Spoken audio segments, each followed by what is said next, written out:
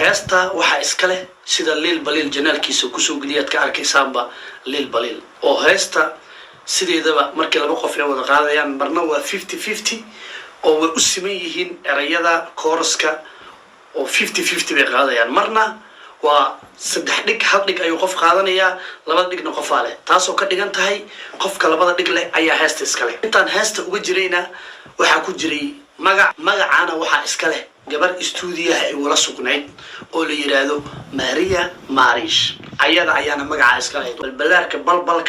balbalka iyo balbalaarka waligeena aniga Lil Balil isticmaali jirnay haddii aan u baahanahay fartuun balbalaarkana cid iga maxito oo fartuun balbalaarka ninka magaca u bixiya ahay waa walaashay qof iga xiga ma leh maantana waa gabar xaasa oo anigu dhaadhaan mihiyo fartuun balbalaarka oo Cusmaan Diamond qabo anigu hees ku soo darsan maayo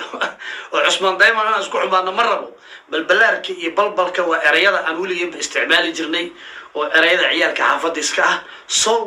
inta ay heestu tahay Lil Balil ayaana iska leh erayo iyo laxanba halka dhig meesha waxaan farin uga dirayaa Mr. Tuman X Batula K waxaan leeyahay baraada qaladka ugu weynaa noloshaada maanta gashay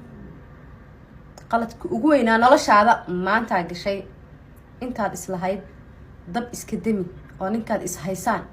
iska sii jeedi baa dab kale ku istaagtay walaa nin baa is haysaan ma iska celisid oo adiga gabdhaha Soomaali afka la soo galaayay soo xal ugu dhahay gabdhaha Soomaali iska ma ka celin karaan macna baraada aniga nin xataa ii doodo uma baahniyaan ku dhahay ana iska ka celinay laba eray oo Instagram-ka ku soo qoray baa laba iyo toban qof kala duwan ii soo dirtay xalay ma ayada la dhahaa Marish maxay iga rabtaa ma abaheed baa u gaday aniga hadaa Marish la dhigin wala farx yaal dhaha oo Mrs. Wali yaal dhaha oo fartuun balbalaarka hooyo Soomaaliyeed yaal dhaha waa adiga u wada gafay anaka macna aqliga aan shaqeynaa ma lagu dhahay kaaga dad shaqeyn oo xashi aka dharagtay markay heesaa sameynaysid tan way shaqeynaysaa ya bishan kaliya laba albaab khaldan garaacday iska warqabaa ku dhihi lahaa meeshaan laguguma talagelin break qaad